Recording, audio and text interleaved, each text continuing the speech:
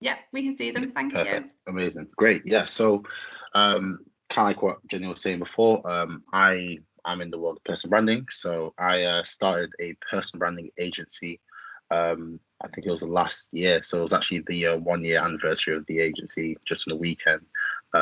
So that kind of is a bit of an intro of who I am and what I do. But this session will essentially be to help you, number one, learn how to build your personal brand in 2023. I also share my best advice, tips, and tricks when it comes to personal branding and what I tend to advise students and even my clients as well. And I'll also introduce you guys into the framework that we use for our clients, which is called the 3Cs framework, which essentially is like a bit of a springboard that will help you actually get started and give you some practical tips to get posting content, engaging in your community, and of course, building your personal brand. And I'll also answer any questions that you may have at the end, because I can imagine you probably have multiple questions after I go through my slides. So hope that sounds good to you all. But again, I'll go into a bit more of an intro of who I am and what it is I do specifically. So yeah, kind of like I said before, I started a personal branding agency called Osai just over a year ago. And I basically kind of fell into personal branding, like a lot of people tend to just fall into their roles after university. So while I was at John Moores, I studied business management, and I did have the idea to want to start my own business. I guess that was always my thing, but I never saw personal branding being, I guess, the agency or the business idea I actually wanted to bring like to fruition. So yeah, the agency kind of started ironically because of some of these images here. So I'll kind of run you through them. So the top right image was a random image I put up on LinkedIn at the time when I was working full time with me and my new puppy at the time. And the post kind of went viral on the platform, got quite a few thousand likes, reactions. I think quite like a few 100,000 people saw the post. And off the back of that, essentially, my first client reached out to me and essentially wanted me to do what I did for myself of just sharing my knowledge, my thoughts on social media, marketing, and the way the world is kind of operating for them. So I did that for them. And off the back of that, I started to kind of get client after client, and then essentially handed in my notice, and I've been going full time for just over a year now. So the bottom left corner picture was my announcement picture on LinkedIn, where I just kind of shared to everyone that I was going full time with the agency, and that also kind of helped me get clients as well. As a result of doing, getting great results for clients, I actually got invited to meet some of the LinkedIn team members that actually work there, which was down in London, which was amazing. And then the picture in the bottom right was actually from the weekend where I was celebrating the 1 year anniversary of the agency. It's a bit of a shame wearing the Manchester United top after yesterday's result, but this was definitely planned way before that. But yeah, that's a bit of an intro of me. So back to personal branding. Personal branding, I think, has multiple definitions. It depends on who you go to. If I was to summarize it in my words, essentially your personal brand is like the conscious building of your reputation, and it's often referred to in the digital and professional context. So of course, LinkedIn is the perfect platform for building a professional personal brand. But this is essentially what people think of and associate you with when they come across your name and face. But more importantly, like in digital terms, when they come across your picture, profile, and your content. So I'll get into that in more detail shortly.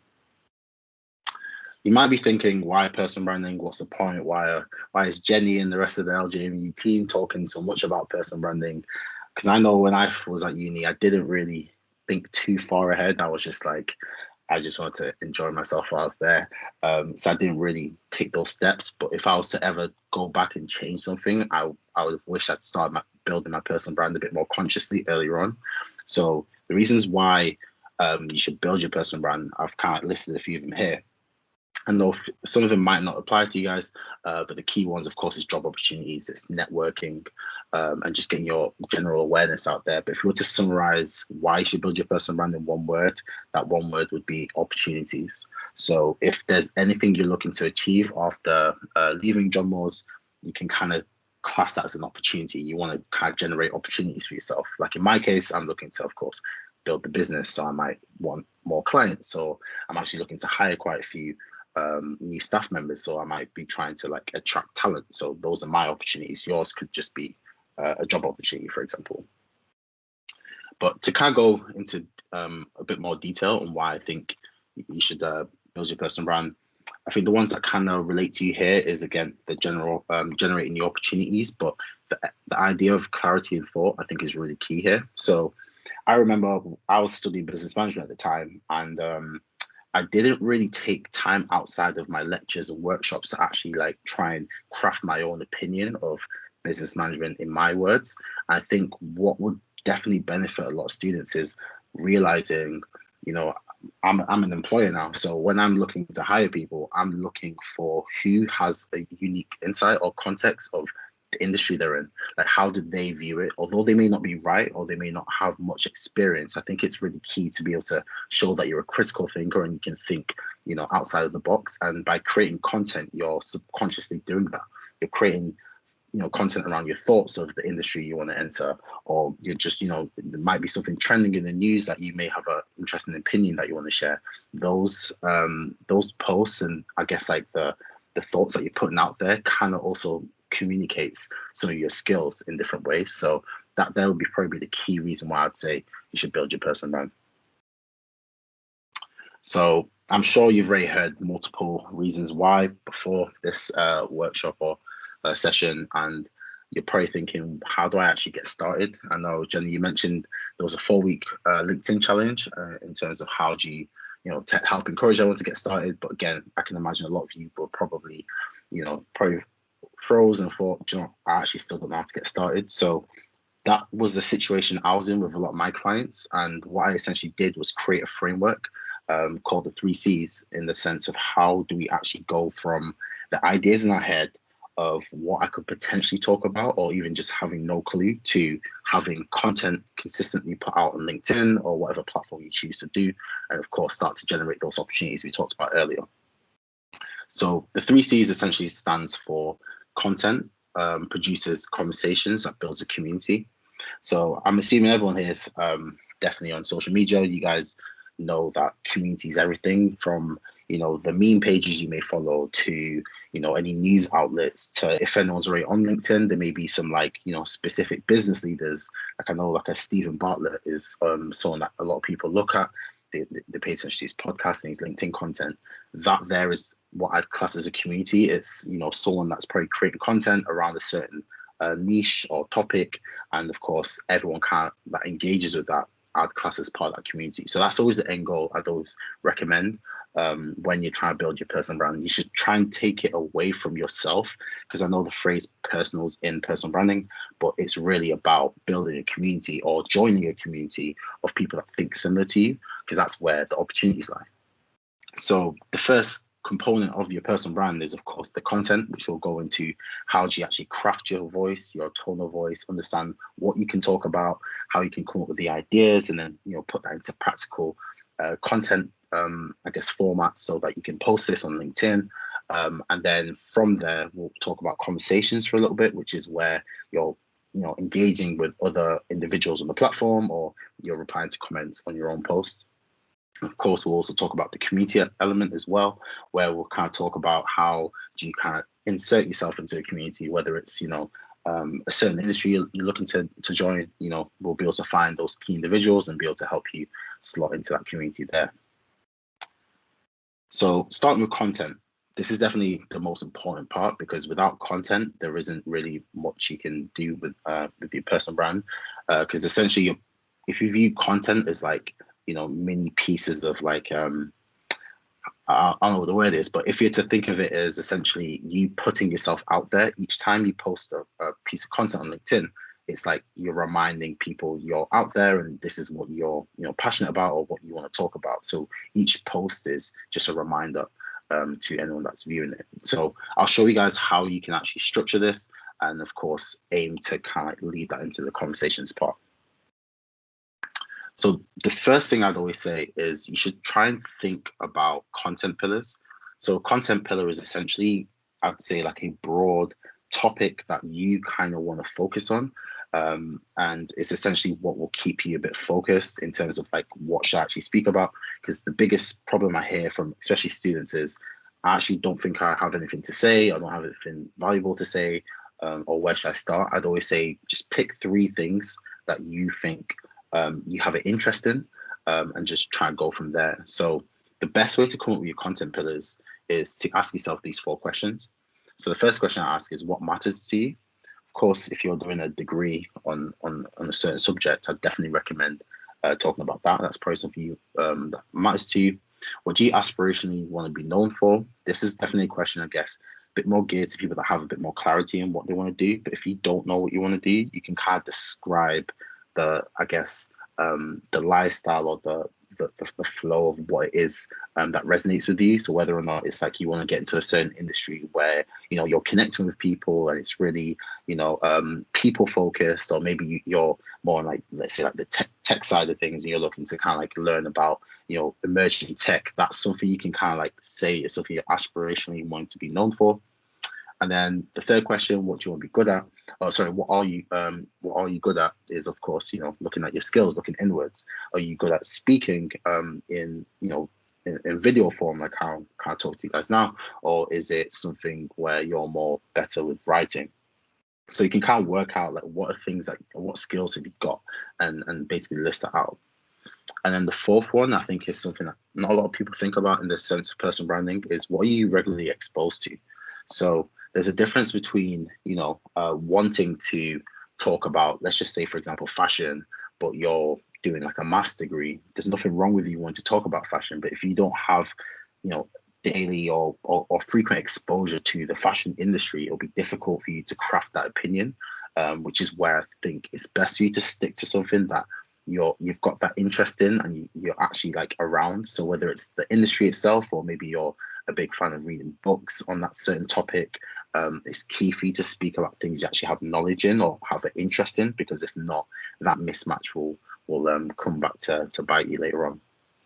So I always say keep these pillars broad. Don't go too specific or too, I guess, like overly broad with them, because then it'll kind of like lose its. You'll lose direction essentially with what it is you actually want to talk about. So I have an example. This is normally for a more interactive session, but I can ask in the comments if you guys want to pop any of your thoughts of what would you say are some like 3 relevant pieces of information that this fictional student could talk about. So this is a student that's studying marketing and does daily yoga and meditation. Based off that that phrase, is there anyone that can think of anything that this person could potentially talk about in their personal brand? Just see if anyone wants to pop any comments. Anyone? They are typing, so Okay. we'll give them a having daily habits. Yeah, daily habits is a good one. I'll wait for just one more. If anyone wants to just throw in one more. There's no wrong answer to this. It's just to get you thinking.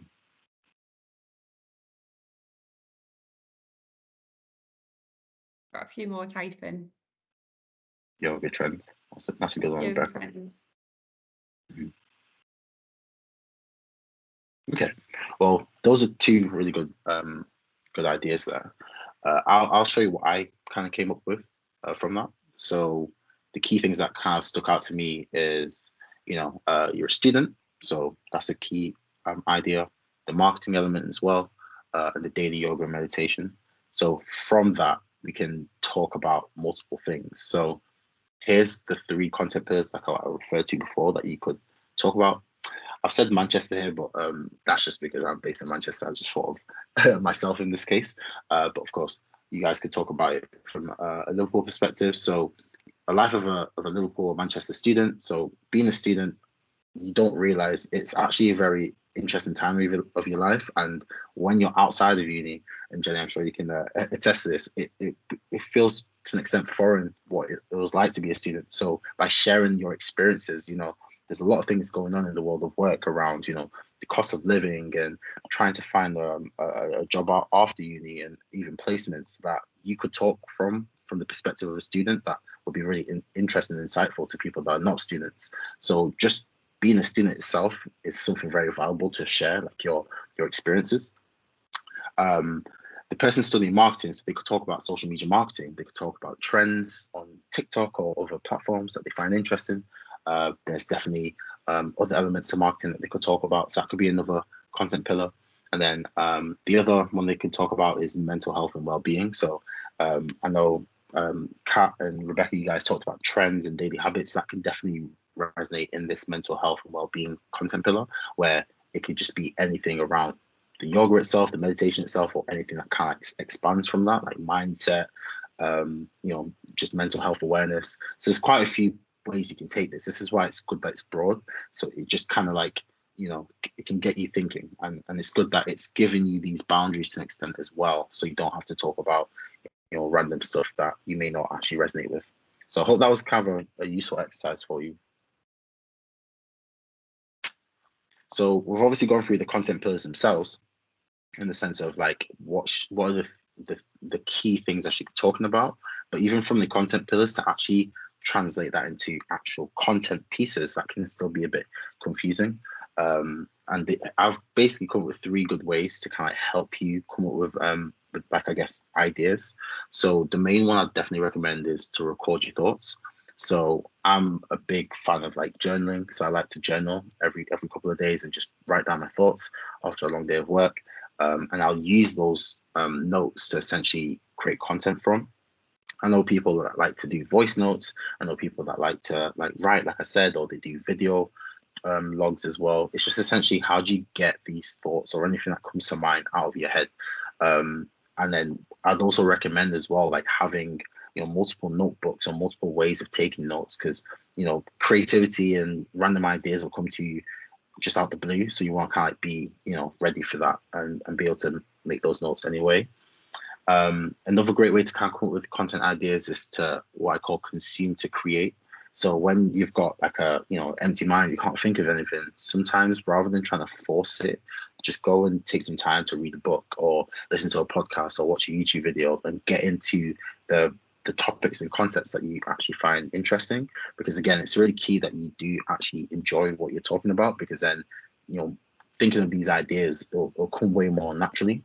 So those are the 2 key ways that you can kind of come up with some concepts, just by essentially writing down what comes to mind. And if there isn't anything in your mind, then just going away to do some research, and anything that sticks out to you, you can make a note of it. The last way to do it is the interview technique. And this is actually what I do with my clients. So essentially, I have me and my clients have a conversation every month where we talk about what's been going on with them at work, or just in life in general, and then they'll just start to tell me. So I kind of have questions for them, and I'll just ask those questions. We record the session, and they'll just start to talk.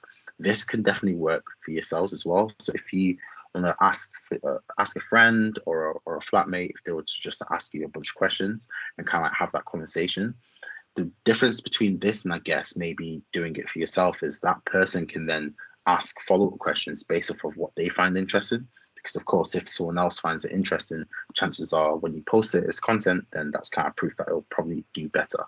So what I'd say is just come up with these concepts of questions and get someone to ask you, and you can take it from there essentially.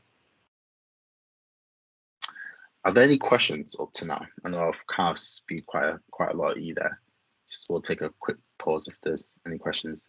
We'll do a Q&A at the end, but just in case there's anything now. See someone is typing, so we'll just wait a moment just to give these a little bit of a chance. No worries.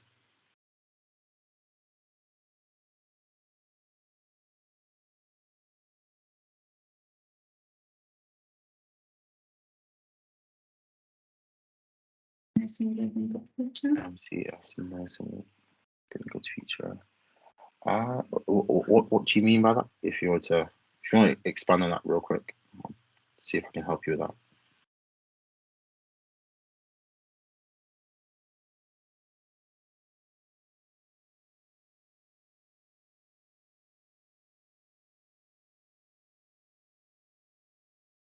If it's easier, you can pop your microphone on if you want to, if you don't want to use the chat.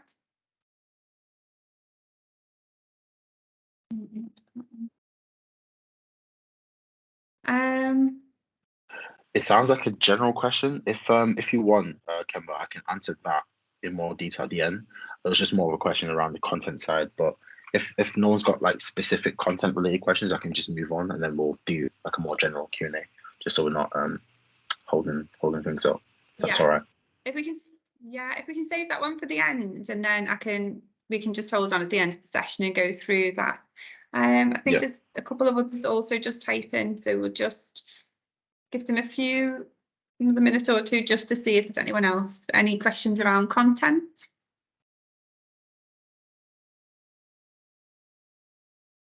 I think you've covered quite a lot there already, so that is a lot of thought as well, which is really, really good stuff. So thank you so much, Phil, already.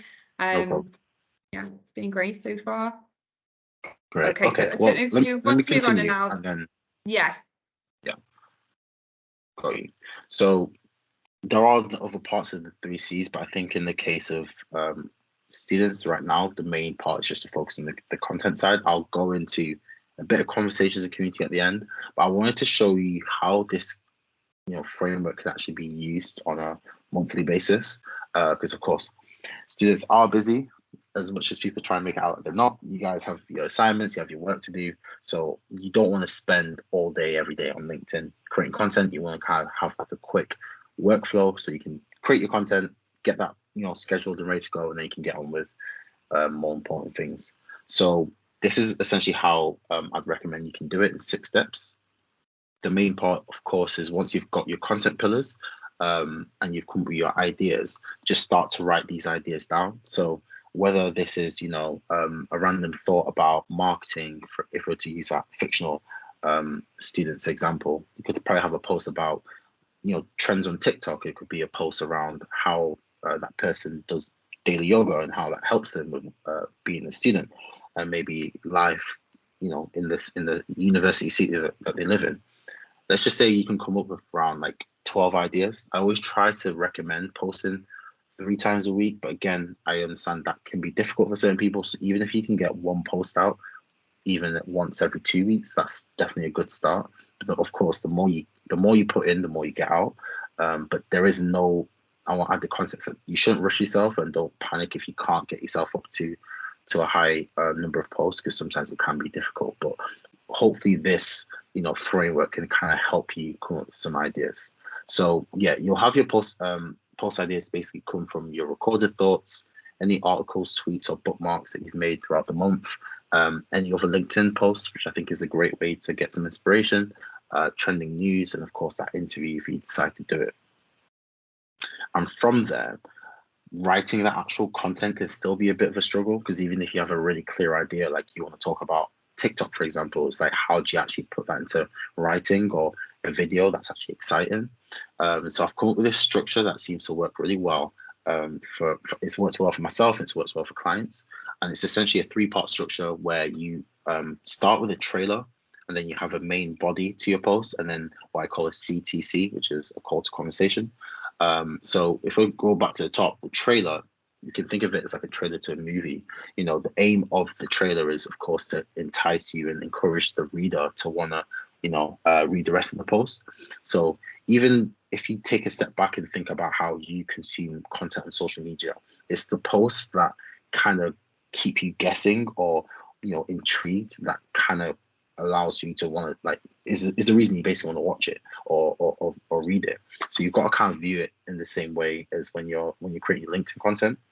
I do think there's a bit of a I won't use the word stigma, but there's a bit of like people think of LinkedIn as a really boring professional platform, but it's actually really changing now. Like a lot of Gen Zs, a lot of younger early careers, people are coming onto the platform, students as well, and they're using it no different than they would use TikTok or they would use Instagram, and they're just talking about their daily life. And I think that's probably the direction LinkedIn is going in. I've had conversations with LinkedIn themselves, and they have kind of indicated that's what they want the platform to be, a more social, more education, value-led platform. They want people to go onto the platform and learn stuff. They don't want it to just be people announcing that they've got like a new certification or they've graduated. There's more to sharing your personal life, your professional life, than all the wins. You can talk about other stuff as well. So back to that concept, the trailer should be exciting, it should be creative, take your time to think of something that kind of like really gets people wanting to read the rest of it. So I can kind of talk you through how I wrote this post. Ironically, the post is actually about the 3Cs. But the trailer, of course, says, if building a community online for work or yourself is the goal this year, listen up. So I've kind of like spoken to a specific person there, someone that's got a specific goal in mind. So hopefully by reading that, the people that have that actual goal in mind will then pay attention. Then I've given them a solution by saying, I've got a simple framework that you can use to 10x your community site. So of course I'm promising someone something really exciting here. And then I've put, the last line is here go. So it kind of encourages you to read the main section or the main body, because the way LinkedIn works, it won't actually show the full post when it's posted. They will only see the first few lines, and then it'll just say see more. So it's like you've got to kind of encourage people to actually read the rest of it with that trailer. Then the main body is basically what you want to like say. So I always say, if you make a promise in the trailer, you can then of course deliver on that in the main body by talking about what it is that you promised. So in this case, I've kind of gone into that framework, which is of course the 3Cs, and I've kind of like made that really easy to digest. I've kept it very short and simple. People don't really want to read too much writing nowadays, so I definitely recommend keep it simple. Use emojis where possible as well, because it kind of like helps stimulate the reader. And then I've ended it with what I call a CTC. So anyone that has a marketing background might have heard the phrase CTA, which refers to a call to action. And anyone that doesn't understand what that means, it's just basically a phrase that represents the idea of wanting to get the person that's reading your content to do something. So in this case, I've made that action very specific. We want people to read your post and then leave a comment, whether that comment's in the comment section or it's a DM or anything along those lines. We just want to have a conversation off the back of the content. So you can see this content as like a bit of a way to get your foot in the door within the industry you want. So by creating content with the intention to get people talking, that's how you'll be able to, of course, generate opportunities. So the call to conversation tends to be a question, if you want to ask someone a question, or an action. You can say, do something and leave it in the comments. Those two tend to work really well. So again, the whole concept of this is we need to be social on social. That's how it works. I think when you try and approach in any other way, you tend to get, minimal engagement, and that's probably where you'll start to feel demotivated. But if you're just focusing on actually having genuine conversations with people, that's how you tend to do much better. So here are a few of my clients that I've actually been working with over the last 12 months. And you can kind of see, like I'm sure Jenny will be able to send the slides to everyone, so you can actually read it and take your time to see how we've used the structure in different ways. But of course, using that structure seems to help get your points across, but then also make sure it's kind of engaging as well. And one thing that I haven't really discussed in the slides, but something worth pointing out is this is LinkedIn, but we're using very personable posts. All four of these individuals are CEOs and founders of really, really successful companies, but they look like regular people. One of them's in their home office, another person's in the podcast studio. Everyone's smiling. It's very personable. That's the direction your personal brand should go into. It's being able to just try and translate who you are into content in a way that will kind of make you more come across more personable, but then of course more attractive in the sense of potential job opportunities, or maybe if someone here is interested in speaking, people will see content like this and think, do you know what, I'd like to have a conversation with this person or have this person talk at my event. This is kind of how I got this opportunity here to talk to you all today about personal branding, is through my content myself. So definitely don't view it as this overly boring platform where you've got to be super corporate with your language. Like again, you'll see when you guys read this in more detail, we've used all kinds of language. It's very casual. There's not much corporate jargon in it. It's like having a conversation with a regular person. So that's why I definitely recommend just keep things lighthearted and sociable. So this will do, of course, I guess you guys can do in your spare time, but I've basically given you a template based off of one of the posts that did really well for a client of mine, where you can literally, fill it in and hopefully post this and see some good engagement. Because what we essentially want you to do is to talk about yourself as a student, your experiences, what you've gone through, the positive things, negative things, and and sharing that with the world. Because I think the more you talk about your actual story, the more opportunities you have, or there's more opportunities for people that are viewing it to relate to you. Because that's the key thing, is if people can relate to your story or connect with it in some way, that's where the engagement, that's where people's attention goes to, is towards relatability. So hopefully you guys can try out this template. If you have any questions around all of that, I'm sure I have my email at the end. You guys can just pop me an email. I'd be more than happy to see your content before it goes out and help in that way as well. So let's just picture that we've gone through that process 12 times or 3 times or whatever, and we've got a bunch of content now. There's also, like, I guess, another challenge that I know a few people, especially students, can worry about, is like what we call posting anxiety. And posting anxiety is that feeling you get just before you press post or click post, and you're feeling like, should I put this out? How are people going to take it? I don't think what I'm saying here is even right. And then, this worry will start to build up, and before you know it, you just decide not to post it. That's something I deal with. Sometimes I know a lot of my clients have as well. It's something that will always just be there because, it's the fear of the unknown. You don't know how people will react to something. But that should not be the reason why you shouldn't create content, because, like I said before, like I posted a random picture of me and my puppy, and that's literally the reason I guess I'm sitting in front of you guys today talking about personal branding. You don't know what will do well. You don't know what people will connect with in your story. So it's always worth putting it out. So the way to kind of get over that anxiety is definitely to kind of like automate things. I definitely think trying to think about content day in, day out, week in, week out can get a bit overwhelming. So if you were to create your content ahead of time and then essentially have like a scheduling tool like Buffer, which is a really great one. It's free. You can use it to connect to your LinkedIn and literally just copy and paste the post into the platform and add a picture if you want to, and just click schedule. Then at least you know that's sorted and you don't have to worry about that anymore.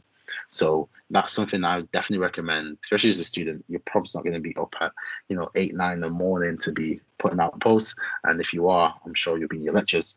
So you can use these tools to kind of like help you to kind of get that out of the way, essentially. So I wanted to kind of go into one of the posts here. I know it's difficult because we're using the chat here, but you can just mentally think about it. Why you think this post did well? Because this was the post I told you that kind of kicked things off for me. I'm sure looking at the post, there's quite a few things that kind of stick out, and it's probably the reason we got such, or I got such good, engagement and performance on it. So in my eyes, the reason why I think this post did well was, of course, there's a dog in the picture. No, he doesn't like dogs. And for some weird reason as well, specifically on LinkedIn, it seems to just resonate with people. So, I've also used humorous copy. Like the text I've used is pretty funny. Like I've made that out like my puppy Colby works for me. He clearly obviously doesn't, but it's like it's written in a very play on corporate words, responsibilities and salary. So I've just kind of made a joke out of it. And of course, the call to conversation, like I said to you, trying to get people commenting was it's really easy to jump into. I literally just said everyone should just wish it luck. So I had a bunch of people obviously commenting good luck to Kobe and whatnot. So I think the reason this post has done so well is because I've kind of stuck to things that have made it very relatable to a lot of people. And that's something I definitely recommend for your content as well. And one thing I do recommend is if you've realized there's a certain style of content that has resonated with your audience, or you've got good engagement on the post, definitely replicate that idea and do it over and over again. Like I noticed people loved Kobe and they'd constantly be messaging me asking like, how's he doing? So I started to use him in a lot of my following content, and just put him look at this picture. I just remembered how hard it was to get him to sit still for the photo, but using him in multiple posts just kind of kept that narrative going, and people were paying attention for multiple reasons. And I definitely know Kobe was one of them. So sometimes if you see something working well, I definitely say continue to do it. like you also see as well, like I've used the lists with like the green check emoji multiple times. That seems to do really well. And then the way I've kind of structured my content seems to do well. So when you start to work and clock onto the things that work well, I definitely say recommend. I recommend continuing doing it, because if it works once, it's probably going to work again. So yeah, that's a concept. The phrase we use is repurposing. So if you repurpose content, it just basically means you've used the same concept but just kind of remixed it in some way.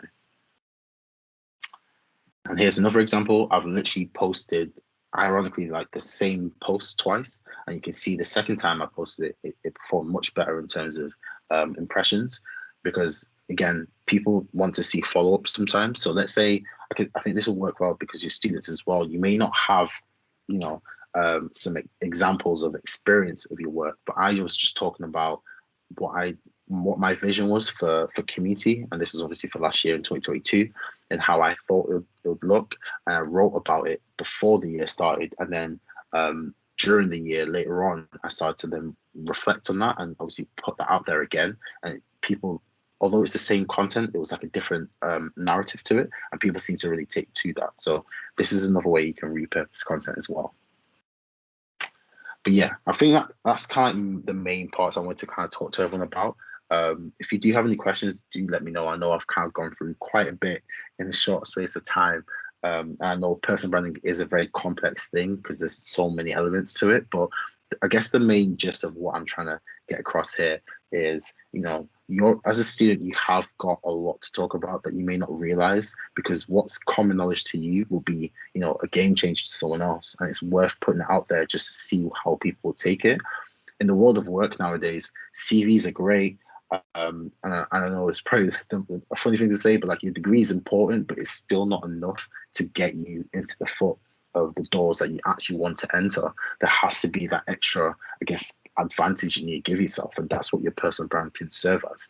So I definitely recommend just sharing your thoughts, you know, in very casual, conversational ways, and just post it on different platforms, whether it's, you know, LinkedIn, which obviously will work well, but there are other platforms that this can also apply to, and try and have conversations with people that you find interesting. I know there's a lot of like professionals that are more than happy to have conversations with students that are looking to enter the industry they're in. So that's something I'd also recommend as well. If you don't want to create so much content, you can at least reach out to people and have those conversations as well. But a combination of all that is what your personal brand is. It's representing you in a professional and digital, you know, manner, and the opportunities from it can be, you know, they can be really plentiful. Like I guess walking proof of that. The fact that I started to create content when I was working is the reason I was able to, you know, leave my job and start my own agency. So yeah, that kind of summarizes personal branding. And if you have any questions, just let me know in the chat section now, and I'll be more than happy to answer. Thank you so much, Phil. That was brilliant. So just while everyone's having a little think of some questions and getting those typed in, there was a couple of questions that I've been asked in the past about things with LinkedIn and making posts. And I was just wondering if I can pose that question on you. So do you recommend a set day or time? Have you noticed when doing a post that you will get the most engagement?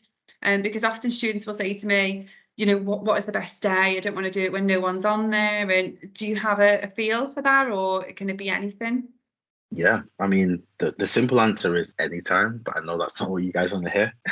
So what I'd definitely say is post at times where you can imagine people will be on their phone or at the laptop. So what we tend to say to people is, if you post during what we call the morning commute, which is between 7 a.m. and 9 a.m., if you guys want the secret sauce, like we're personally posting at 8 a.m., it just seems to be a nice little balance in between it. Would definitely say the morning commute, the lunchtime period between 12 and 2, and then the evening commute. That's the times where you can imagine someone's on their way to uni or work. That's when they're more likely to be on their phone and checking LinkedIn when they're on the bus or something. And then the same on the way home, and of course at lunchtime as well.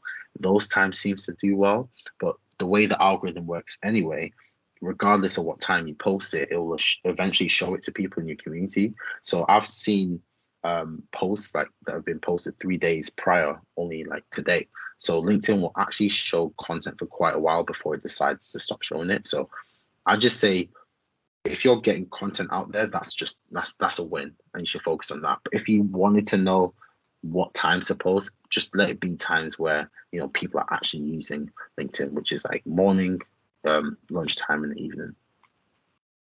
Brilliant, thank you for that. So I think a few people are still typing in some questions. I'm just going to put my screens back on just while we're just waiting for a couple more questions to come through. If anyone's got any, do you want to just type through? If anyone else has got any more questions there for Phil. So while you're just having a little think, if there's anything else in there, just to remind you as well, you do have some further career support available if you need any support on our website or how to contact us. All our details are on here. I still see a couple of people typing and then they stop, Phil. So I think we're going to have some more questions, but we're just waiting for a few more to come through. If you haven't already signed up for our skills day, if you are looking to develop some of your skills, we've got a skills day happening on the 14th of March as well. So you can come along to that and level up on your skills and be with a chance of winning some prizes there as well. Other than that, I think that is everything so far. No, we've got no other questions, but I think you've covered everything brilliantly for us. There was such a lot of good content there, especially as well. I love your 3 C's that you have. And that will definitely be something that I'll be using as well in the future, and I will hopefully be sharing along with other students as well. So thank you so much for joining. Are you happy for people to connect with you on LinkedIn as well? Or? Yes, definitely. I've just popped my LinkedIn brilliant profile into the chats if you guys just want to connect with me, and just pop me a message. I know it can be tough to think about questions on the spot. I'll be honest, I was the type of student that would take this all in and then go away and want to ask questions later, but it'll be too late. So if you do want to ask any questions, just pop me a message on LinkedIn. But I do see, I think Kat's got a question here. Yeah. So with posting images with your content, is it something that you take time to make sure it looks good or fits, or just use something from your camera roll, etc.? Yeah, great question, Kat. I definitely say don't overthink it. I know most of us are from the Instagram era of social media where everything has to look perfect, there has to be filters, it needs to look great, but that's not what LinkedIn's about anymore. It's just about showing yourself in your natural surroundings. I like to take a lot of selfies where I'm just at the office or I'm on the side of the desk, because that kind of represents the place where I came up with the thought or idea of the post. So sometimes I just say don't overthink it. If you want to kind of set something up for yourself, then more than that'll also work as well. But the key is more what you're talking about rather than what it looks like, if that kind of makes sense. That's brilliant. Thank you so much. Any other questions? I think we've got a couple more maybe. Thank you so much. No, just lots of thank yous, Phil. So very useful information for us to be using. I'm sure you're going to see a lot of our posts now on LinkedIn. You'll probably get tagged in a few from today. Please do. If you guys want to tag me in posts. I don't have a large following or anything. I'm not special, but if you guys tag, of course, that means that my followers will see your posts, so you're getting additional exposure through that as well. So I definitely recommend tag me or tag other people in posts, because that kind of helps. That's an extra tip for you all as well. Brilliant. So thank you so much for today, Phil, and thank everyone for joining us. And I will send this video recording for everyone as well, and anyone that's not been able to make it today, I'll pass that on as well for them. So thank you all very much. Thank you. Massive applause there for Phil. Thank you for joining us today. Thanks for having me. Thank you. I'll just stop this recording. I think everyone's gone quiet now.